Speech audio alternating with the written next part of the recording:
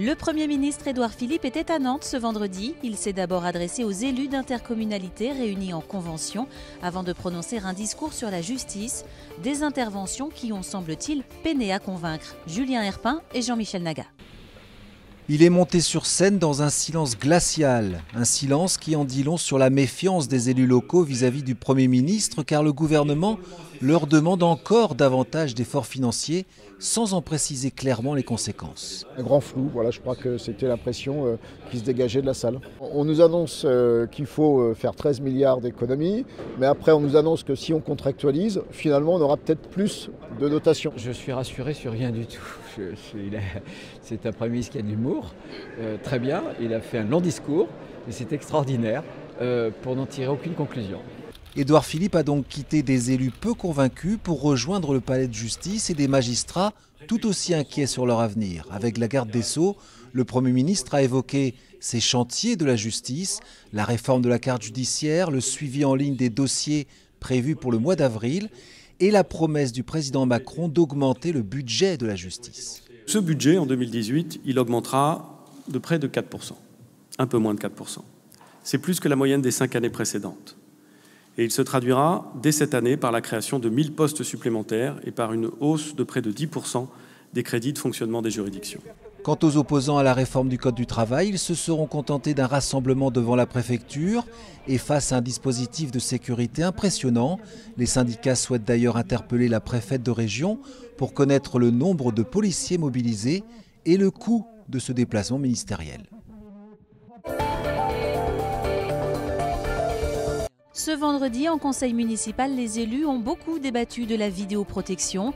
Le dispositif prévoit 97 caméras sur Nantes, mais le projet est loin de faire l'unanimité. Benoît Balti. Ils font partie de la majorité municipale et pourtant ils ont voté contre. Le dispositif de vidéoprotection soutenu par l'équipe de Johanna Roland n'a pas obtenu l'approbation du groupe écologiste et de l'Union démocratique bretonne. Selon ces élus, déployer 97 caméras de surveillance dans la ville n'est pas la solution pour renforcer la sécurité.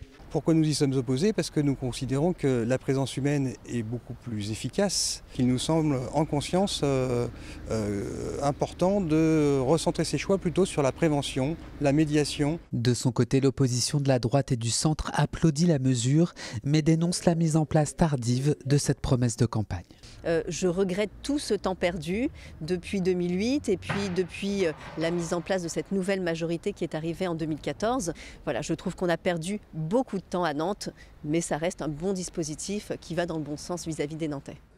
Mais il y a un autre sujet sur lequel l'opposition s'est montrée plus sévère, la réforme du stationnement payant. En effet, celle-ci imposera une pénalité de 35 € dans le centre-ville en cas d'infraction, au lieu de 17 € actuellement. Je dénonce un nouvel impôt déguisé, après les hausses d'impôts non déguisées que nous avons subies en 2015, mais enfin qui étaient déjà contraires aux engagements de campagne du maire de Nantes. C'est encore un moyen de faire rentrer de l'argent dans les caisses de la municipalité. La réforme du stationnement payant sera appliquée dès janvier 2018.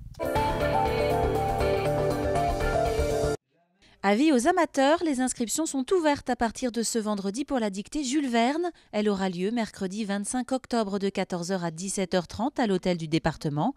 C'est le peintre Pablo Picasso qui sera à l'honneur pour cette édition. Pour s'inscrire, un numéro de téléphone, le 02 40 99 16 90 ou le mail ci-dessous. Ceux qui ne peuvent pas se déplacer pourront toujours suivre la dictée en direct sur Internet.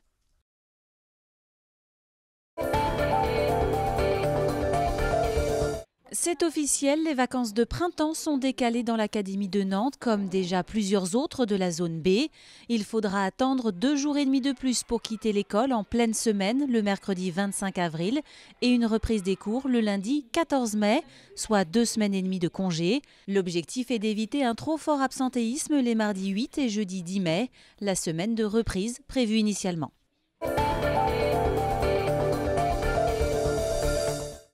Claudio Ranieri semble en avoir assez vu. Ce vendredi matin à la Genolière, le FC Nantes accueillait les Chamois niortais qui évoluent en Ligue 2 pour un match amical. Et ce sont les joueurs de l'ancien entraîneur de Carquefou, Denis Renaud, qui se sont imposés 2-1. C'est bien parce qu'on a travaillé physiquement et puis ensuite je trouve qu'on a fait un match cohérent dans le jeu. J'ai trouvé ça bien, il n'y a pas eu beaucoup de pertes. On a essayé de ressortir proprement les ballons, de la tenir, pour faire en sorte justement que l'adversaire ne l'ait pas, enfin, l'ait un peu moins que prévu. Mais voilà, je trouve que c'est un bon match amical, c'est bien. Les Canaries qui reprendront l'entraînement mardi prochain pour la préparation de leur déplacement à Bordeaux.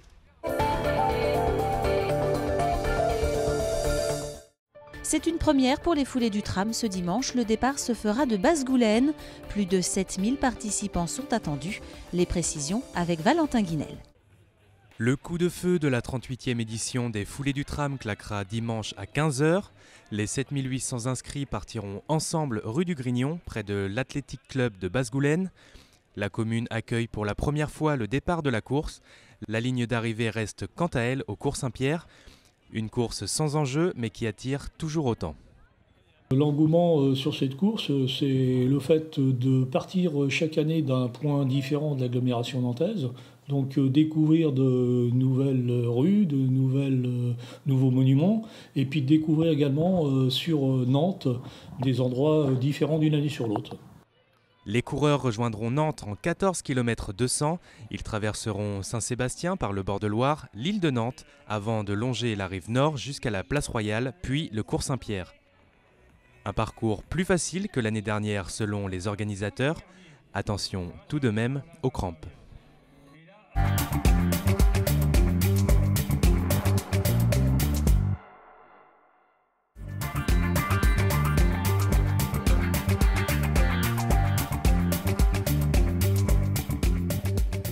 Les femmes en région Pays de la Loire, comme au niveau de la Loire-Atlantique, représentent à peu près 30% des créateurs d'entreprises aujourd'hui. Maintenant, quand on interroge les hommes et les femmes sur leur envie d'entreprendre, les femmes sont la moitié de ces personnes qui ont envie d'entreprendre. Donc là, ça veut dire qu'on a une perte. Entre l'envie d'entreprendre et la réalisation, voilà, il y a des femmes qui ne vont pas passer à l'acte réalisation.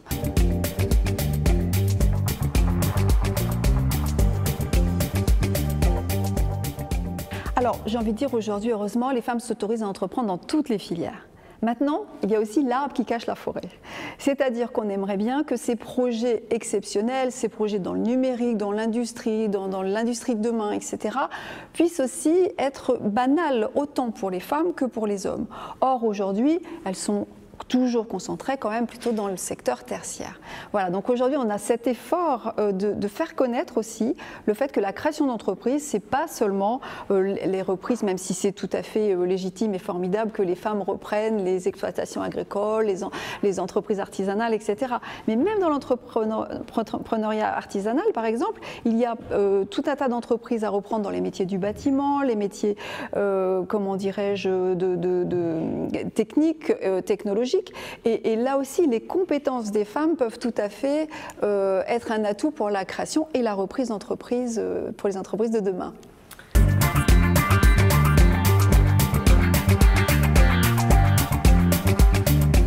Nous signons un plan régional en faveur de l'égalité professionnelle entre les femmes et les hommes, cette semaine, ce jeudi, à Ancenis, chez Manitou, de façon à mettre en valeur des femmes créatrices d'entreprises, voilà, des femmes chefs d'entreprise qui réussissent, qui innovent sur cette région, de façon à ouvrir le champ des possibles auprès des femmes et des hommes, auprès des parents, que les parents puissent aussi voilà, encourager leurs enfants à créer demain des entreprises dans cette belle région.